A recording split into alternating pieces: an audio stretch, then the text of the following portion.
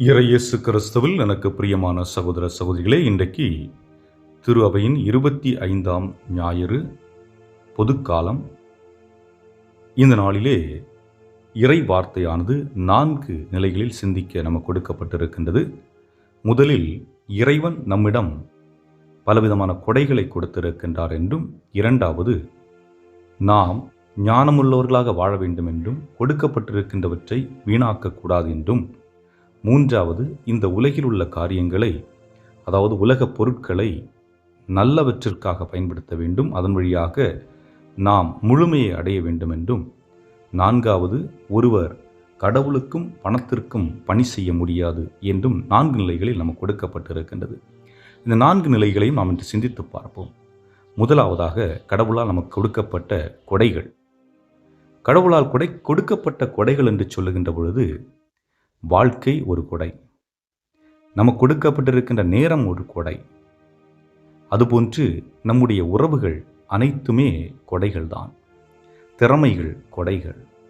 இன்னும் சொல்லப்போனால் எனது பெற்றோர் எனது கொடை, எனது நண்பர்கள் எனது கொடை, எனது சகோதர சகோதரிகள் கடவுளால் கொடுக்கப்பட்ட ஒரு கொடை, நான் வாழுகின்ற வீடு, நான் செய்கின்ற வேலை என்று பலவற்றை நாம் கடவுள் கொடுத்த கொடையாக நாம் கருதலாம்.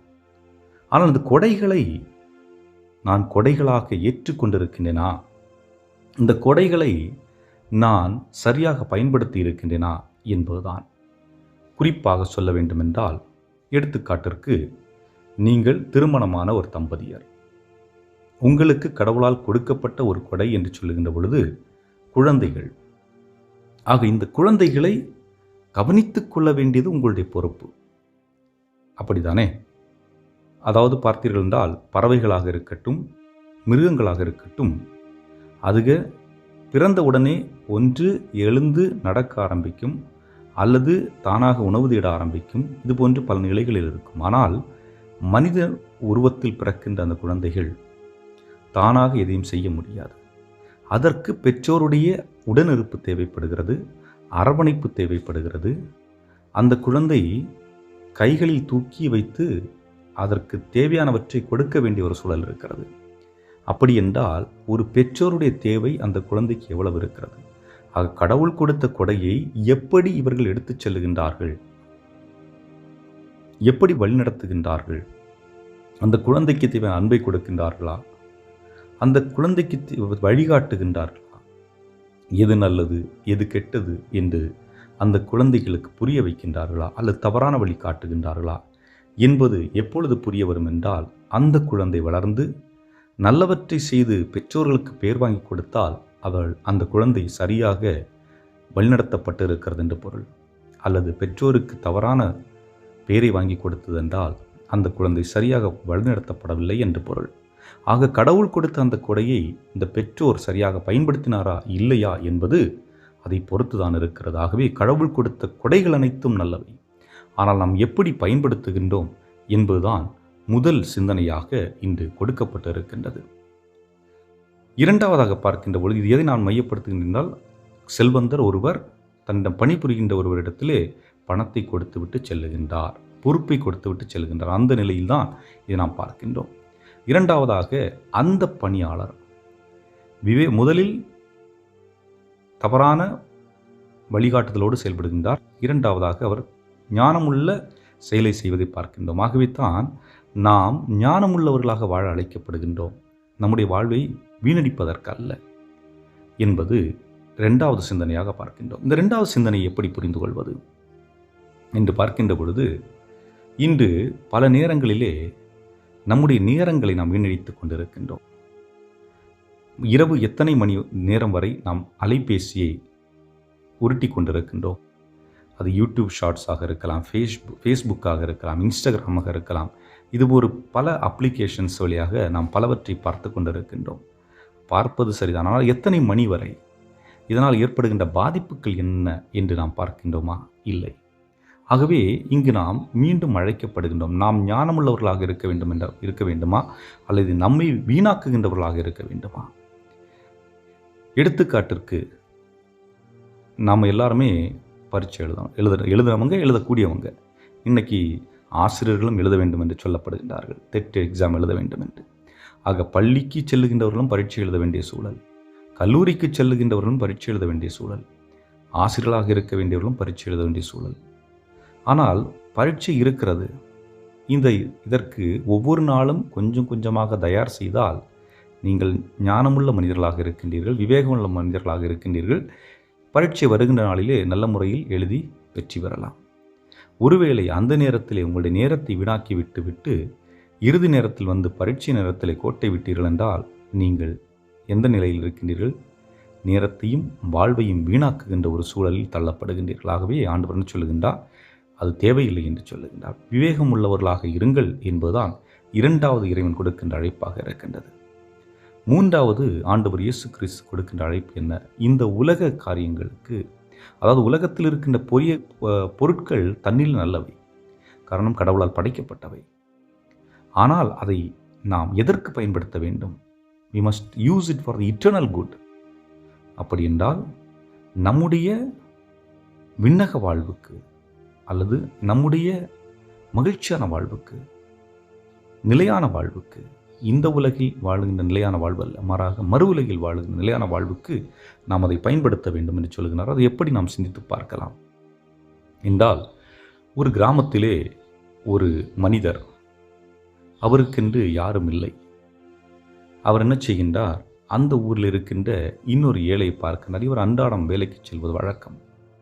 ஒவ்வொரு நாளும் வேலைக்கு சென்று வரும் பொழுது தனக்கு உணவு வாங்கும் பொழுது இன்னொருவருக்கும் சேர்த்து உணவு வாங்கி கொண்டு வருவார்.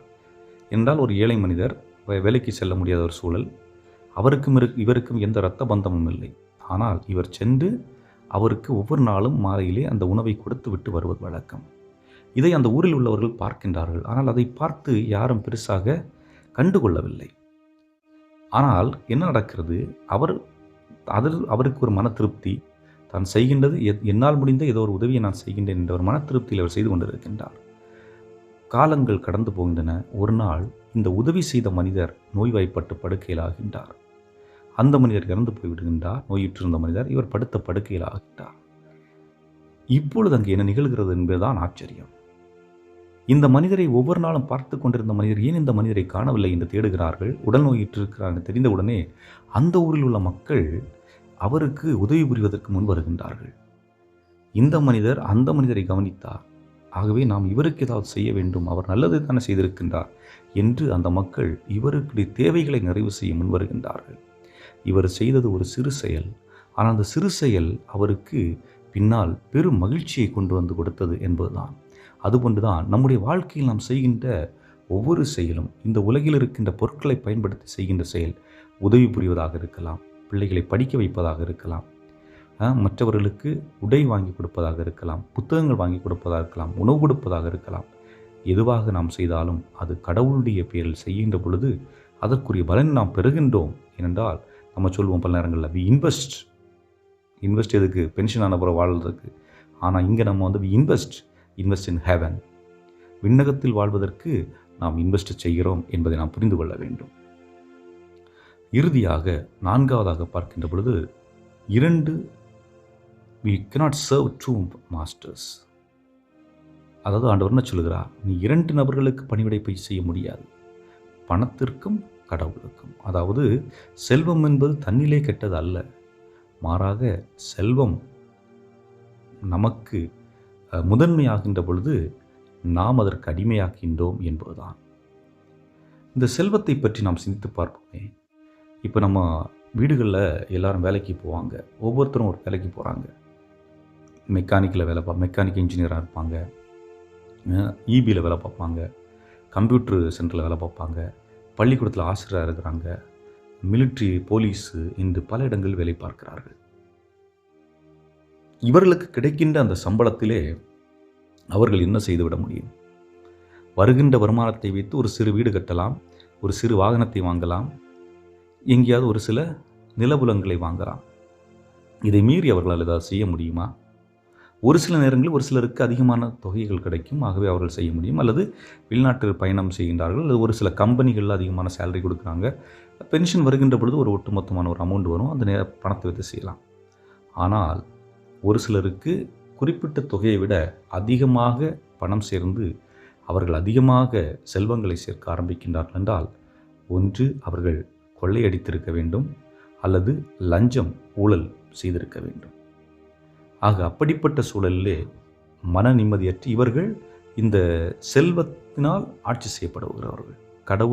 கடவுளை விலக்கி வைத்து செல்வத்திற்கு முக்கியத்துவம் கொடுக்கக்கூடியவர்களாக இருக்கின்றார்கள். ஆனால் அதே வேளையிலே ஒரு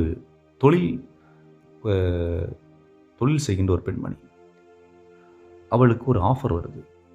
அது பெரிய ஒரு பிஸ்னஸ்மேன் தான். அதாவது ஒரு கையெழுத்து போடணும், போட்டால் பல லட்சம் கோடி கொடுக்கப்படும், இன்னும் பணம் அதிகமாக வரும். ஆனால் அந்த பெண்மணி யோசிக்கின்றாள், நான் இதில் கையெழுத்து போட்டால் என்னுடைய நிம்மதியை நான் இழந்து விடுவேன். நான் இதுவரை செய்தது நியாயத்தோடு உண்மையோடு நான் இந்த பணியை செய்து நான் சம்பாதித்திருக்கிறேன், பிஸ்னஸை டெவலப் பண்ணியிருக்கிறேன். ஆனால் நான் இதில் கையெழுத்து போட்டு ஒரு தவறை செய்துவிட்டால் அது என்னுடைய நிம்மதியை இழக்கச் செய்துவிடும்.